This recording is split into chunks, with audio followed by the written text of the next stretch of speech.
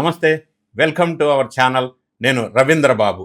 జగన్ రెడ్డి గారు పరిపాలించిన కాలంలో 2019 నుంచి 2024 మధ్య కాలంలో జరిగిన చాలా కుంభకోణాలు సీరియల్గా ఒకదాని తర్వాత ఒకటి వెలుగులోకి వస్తున్న ఈ నేపథ్యంలో ఇటీవల కాలంలో మరి ఆయన హయాంలో షిరిడి సాయి ఎలక్ట్రికల్స్ లిమిటెడ్ అనే ఒక సంస్థకి అప్పలంగా భారీ ఎత్తున కాంట్రాక్ట్స్ ఇచ్చే విధంగా వాళ్ళు చేశారు. దానివల్ల భారీగా అవినీతి లేదా కిట్కో ప్రో ద్వారా వీళ్ళు అక్రమ సంపాదన పెద్ద ఎత్తున లూటీ చేశారు.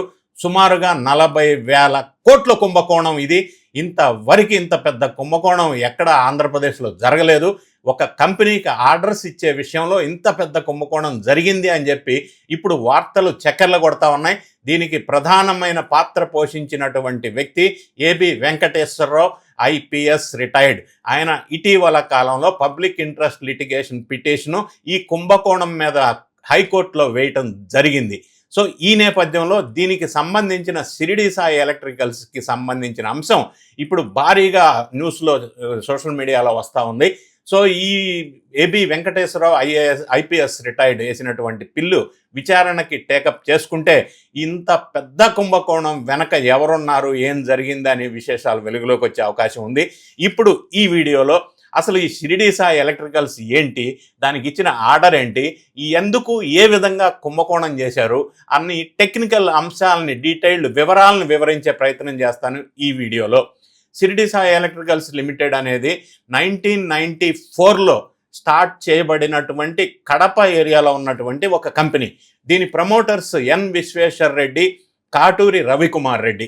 సో జగన్ పాలనలో వీళ్ళకి భారీ ఆర్డర్స్ వచ్చినాయి. ఆ ఆర్డర్స్ నేపథ్యంలో 40,000 కోట్లు ప్లస్ ప్రాజెక్ట్స్ అంటే ట్రాన్స్ఫార్మర్స్, స్మార్ట్ మీటర్స్, సోలారు ఇవన్నీ వచ్చినాయి. ఒక స్మార్ట్ మీటర్స్లోనే 18.05 lakhs, అగ్రికల్చరల్ కనెక్షన్స్ కాంట్రాక్టు 5,692 కోట్ల వరకు. ఇప్పటికే 1,828 కోట్లు పేమెంట్ చేశారు. ట్రాన్స్ఫార్మర్స్ విషయంకి వచ్చినట్టయితే 90% ఆర్డర్స్ షిరిడి సాయికే ఇచ్చేశారు. ఆర్డర్లో 676 crores. టీడీపీ హయాంలో సబ్స్టాండర్డ్ సప్లై చేశారని చెప్పి 178 crores పనిష్మెంట్ విధిస్తే జగన్ గవర్నమెంట్ వచ్చిన తర్వాత దాన్ని మళ్ళీ ప్రాసెస్ చేసి ఆర్డర్ ఇచ్చింది. ఈ టెక్నికల్ స్కామ్ చూసినట్టయితే 25 kVA ట్రాన్స్ఫార్మర్ 2021లో 54,278 ఉంటే జగన్ రెడ్డి కాలంలో ఒక్కసారిగా 157% దాన్ని రేటు పెంచి ఈ సంస్థకి ఆర్డర్ ఇచ్చారు. టీడీపీ హయాంలో గతంలో 58,000 ఉంటే ట్రాన్స్ఫార్మరు జగన్ రెడ్డి హయాంలో 1.78 lakhsకి దాన్ని అమ్మారు. తెలంగాణలో ఇదే ట్రాన్స్ఫార్మర్ 85,000 ఉంటే మరి ఛత్తీస్గఢ్లో చూసినట్టయితే మనకి ఇదే ట్రాన్స్ఫార్మరు రేటు తక్కువ ఉంది. అది ఛత్తీస్గఢ్ రేటు మనం కంపేర్ చేసినట్టయితే 75,000 ఉంది. కానీ ఇక్కడ 1.78 lakh ట్రాన్స్ఫార్మర్ ఆర్డర్ ఇచ్చారు 25 kVA.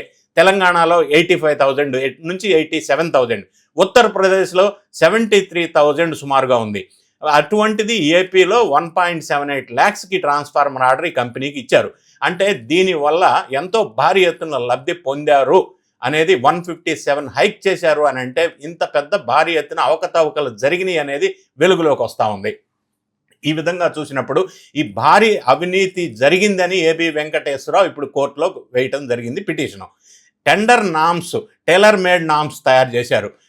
రిప్యూటెడ్ కంపెనీస్ ఇగ్నోర్ చేసి తెలుగు రాష్ట్రాల కార్టెల్కి ఇచ్చేశారు. అంటే స్టార్ట్ 5 EEL5 స్పెసిఫికేషన్ టెండర్ ఇచ్చి start 3 EEL3 lower grade supply చేసి హై రేట్ పేమెంట్ చేశారు. స్మార్ట్ మీటర్కి వచ్చినట్టయితే ఒక్క మీటర్ 35,000 చొప్పున కమిషన్ కోసమే హై రేట్కి ఇచ్చారు. షిరిడి సాయి జగన్ బినామీ అనే ఒక పేరుంది. కడప ఎంపీ అవినాష్ రెడ్డి జగన్ కజిన్, ఈయనకి లింక్ ఉందనేది వార్తలు ఉన్నాయి. ఇంధన శాఖ అధికారులు సిఫార్సు చేసిన వాళ్ళకే డిస్కమ్ CMDలు. అయితే ఇంకొక పాయింట్ ఏంటంటే లీగల్గా ఆలోచించినట్టయితే ఏపీ హైకోర్టులో ఏబి వెంకటేశ్వరరావు మాజీ ఐపీఎస్ చేసినటువంటి పిటిషన్ అడ్మిషన్ అయింది March 18, 2026. సో ధరలు inflated, competitive suppress, tender tailor made అనే ఆరోపణలు ఉన్నాయి.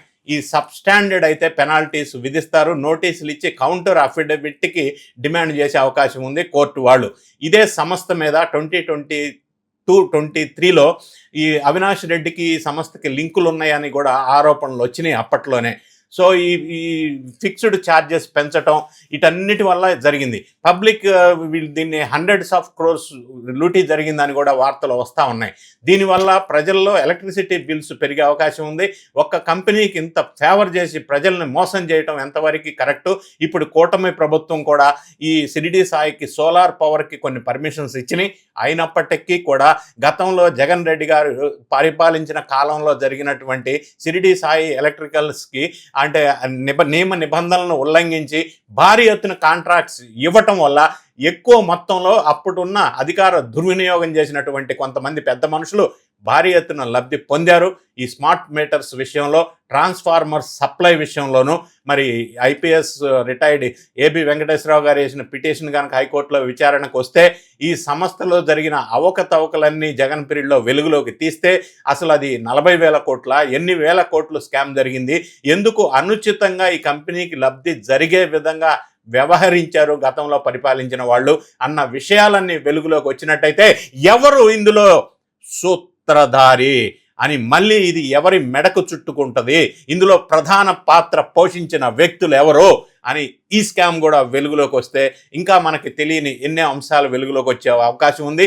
దీనిలో మరి ఎవరిని నిందితులుగా ఉండే అవకాశం ఉంది, వాళ్ళని విచారణ చేసి దీన్ని ఏ విధంగా ఈ కేసు బయటికి వస్తుంది అనేది మనం కూడా వేచి చూద్దాం ఏమవుతుందో. ఈ వీడియో నచ్చినట్టయితే లైక్ చేయండి, మీ ఫ్రెండ్స్కి షేర్ చేయండి. Thank you so much for watching.